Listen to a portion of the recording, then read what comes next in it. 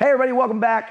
We're gonna talk about breathing today. I love breathing. I'm a bit of a breathing nerd, and it's good. Anybody who knows anything about performance in some form or fashion understands, at least to a certain degree, the importance of breathing.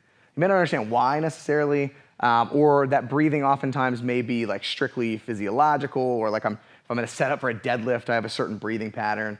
If I wanna get the most power on the end of a punch, I have a certain breathing pattern. What we're gonna talk about today is breath work and drilling, right? So that we can absorb more information, we can keep our heart rate at a more neutral span, and actually get better at learning, all right? This will also carry over into stress response and all that type of stuff. So I have some videos I've already done on breathing. Real quick snapshot, generally speaking, this is like a 101 style way to look at it. Your inhale is connected to your sympathetic nervous response, and your exhale is connected to your parasympathetic. Sympathetic is fight, flight, freeze, so that's me getting amped up, elevated heart rate. Parasympathetic is rest, digest, chilling out, recovery, that type of stuff. So it lowers my heart rate.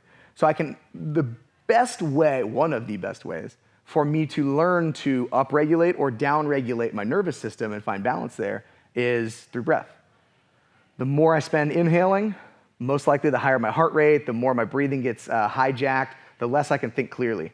The more I can pull my breathing down, control my breathing length and my exhales, the more that I actually process things that are going on. So in drilling, that's a pretty big deal. If you're doing something complicated, I don't even know what the hell we would do complicated, but if you're doing something complicated, I need as much brain power and focus as I can possibly get.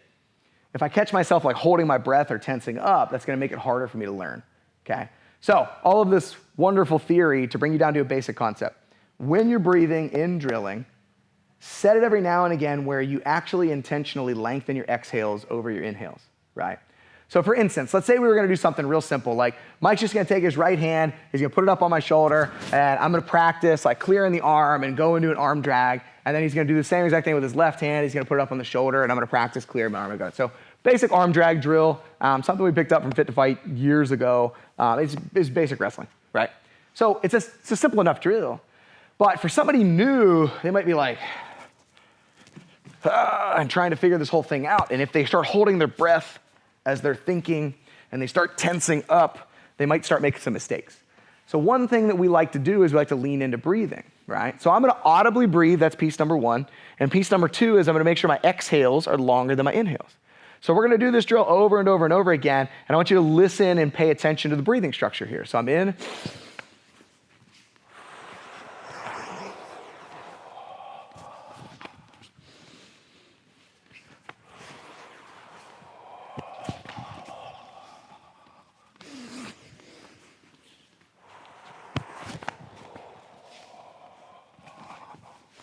Right?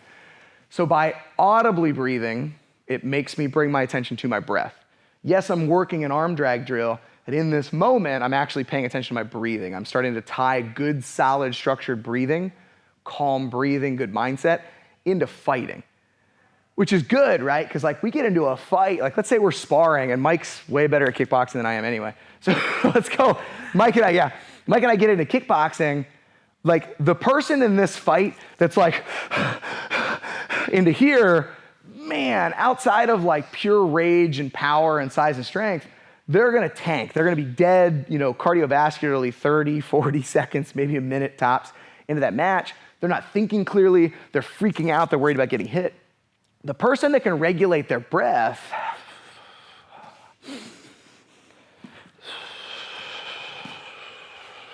okay, is the person who's gonna be able to stay in that moment, to maybe see things a little more clearly, to keep their conditioning and their cardiovascular side of things up just a little bit longer because they're regulating their heart rate, they're regulating their breath. So I start doing that and I start tying fighting into breathing good or breathing good simply into fighting, and that's a super powerful place to be at. We do this a lot with our hand fighting drills when we kick off the KCC program. So like I get a wrist, Mikey gets a wrist, a head go together, and we just play like two-hand wrist control is the game that we're looking to go, right? So I'm trying to get two-hand wrist control, and Mike's trying to get two-hand wrist control, and we're moving around and playing the head pressure game and going back and forth. Well, you see people, they start getting real amped up, and they start fighting like crazy to go through all of this, and you see them, they get exhausted in what's meant to be a warm-up drill. So what we'll do is we'll let them run a couple ways like that, and then we make them breathe. Same exact drill. I start with one wrist, he starts with one, and I'm breathing audibly and I'm lengthening my exhales.